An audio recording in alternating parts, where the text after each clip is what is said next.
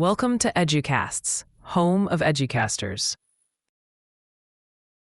Motivation, the why behind the what. Why does one student persist through a difficult calculus problem for 3 hours, while another gives up after 3 minutes? For a long time, we thought motivation was something you either had or you didn't. We'd say, he's just lazy. But laziness is rarely the root cause. Usually, what looks like laziness is a lack of self-efficacy. Albert Bandura's concept of self-efficacy, the belief in one's own ability to succeed in a specific situation, is a massive driver of difference. 5. If a student has a history of failure in math, their self-efficacy is in the basement. When they see a hard problem, their internal monologue says, "I can't do this, so why try?" It's a defense mechanism. It is psychologically safer to not try and fail because you can say, "I didn't care," than to try your hardest and still fail, which confirms you aren't smart enough. Carol Dweck's work on growth mindset versus fixed mindset fits in here, but we have to be careful not to treat it as a cure-all. You can't just tell a kid, have a growth mindset, and expect their grades to change. You have to build the evidence that effort leads to growth. You have to show them, look, last week you couldn't write a thesis statement. We practiced, you struggled, and now look at this paragraph. You did that. We also need to look at attribution theory. When a student gets an A, do they attribute it to luck? The teacher likes me. Ease? The test was easy. Or effort? I studied hard. When they fail, is it ability? I'm stupid. Or strategy? I used the wrong study method. Students who attribute failure to a lack of fixed ability are the ones who crumble. As educators, our feedback has to steer them toward attributing success to effort and strategy. Instead of saying, "You're so smart," say, "I can tell you really focused on the transitions in this essay." Neurodiversity, moving from deficit to difference.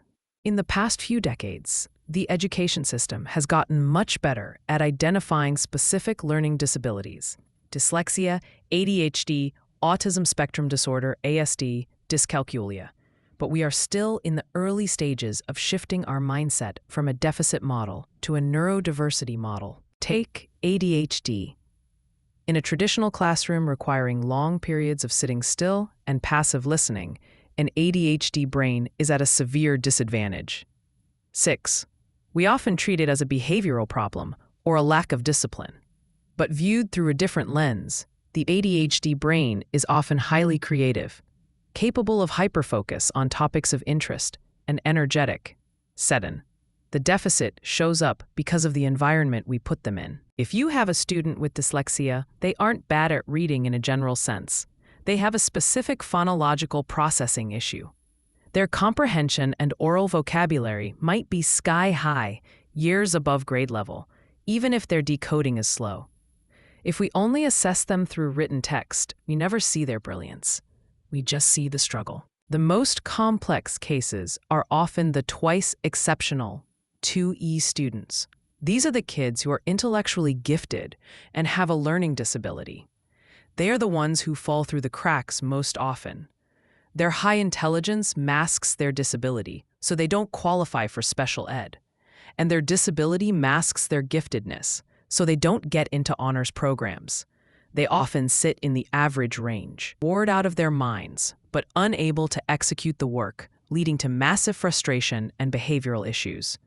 Recognizing a 2E student requires looking for that jagged profile, the kid who can debate complex ethics, but can't spell ethics. The practical application, differentiation, and scaffolding. So, you have this room full of race cars and diesels, introverts and extroverts, high efficacy and low efficacy learners. What do you actually do on a Tuesday morning? You cannot create 30 individual lesson plans. That is the road to burnout. Instead, you differentiate. Differentiation is not about different work for different students. It's about different access points to the same goal. 1. Differentiating content. Maybe everyone is learning about the Civil War. Some students read the primary source documents. Others read a leveled text that simplifies the vocabulary but keeps the concepts. Others listen to an audio analysis. The destination is the same, understanding the causes of the war, but the vehicle is different. 2. Differentiating process. Some students need to talk it out. Let them work in a pair. Others need silence. Let them work alone with headphones. Some need to draw a diagram. Others need to write a summary. 3. Differentiating product. Does everyone have to write a 5-paragraph essay to prove they understand the theme of The Great Gatsby? Could they record a podcast episode? Create a graphic novel page? Build a set design? If the learning objective is analysis of theme, the essay is just one way to show it.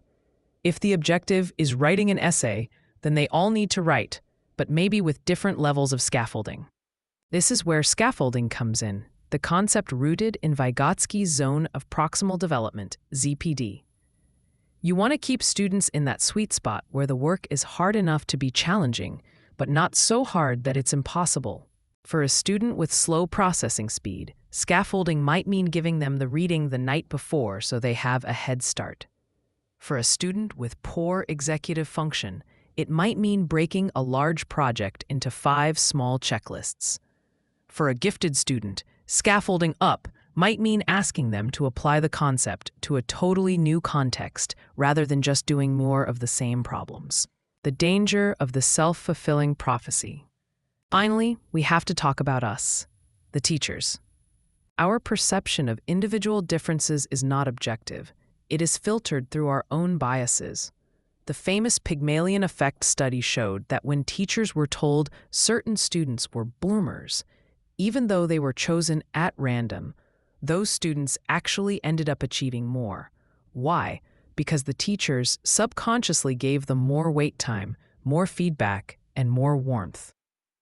Conversely, the Golem effect is when low expectations lead to poor performance.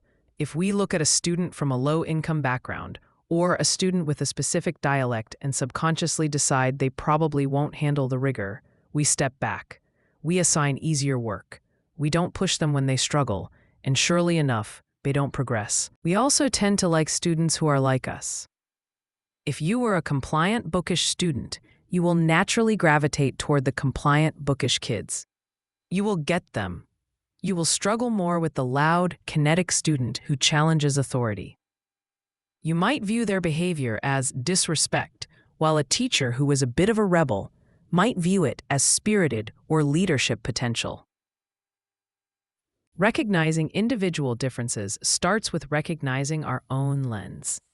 We have to constantly check ourselves. Am I grading this student's understanding, or am I grading their ability to act like me? Teaching would be infinitely easier if every student were the same. We could just write the script, recite the lines, and go home. But it would also be infinitely more boring. The beauty of the classroom lies in the friction and the variety. It lies in the moment when the student with ADHD, who hasn't sat still all year, suddenly hyperfocuses on a coding project and builds something better than the textbook example. It lies in the quiet immigrant student who uses a metaphor from their home culture that completely changes the class discussion on a novel. Your job as a future educator is not to flatten these differences or to fix them. Your job is to become a student of your students, to observe them with the keen eye of a scientist and the empathy of a counselor, to figure out who needs the push, who needs the pause, who needs the diagram, and who needs the microphone. It boils down to this: fair doesn't mean equal. Equal means everyone gets the same pair of shoes. Fair means everyone gets a pair of shoes that fits. It takes time, patience, and a lot of trial and error to find the right fit for 30 different kids. But when you do, when you unlock that door for a student whom the system was ready to leave behind, there is no better feeling in the world.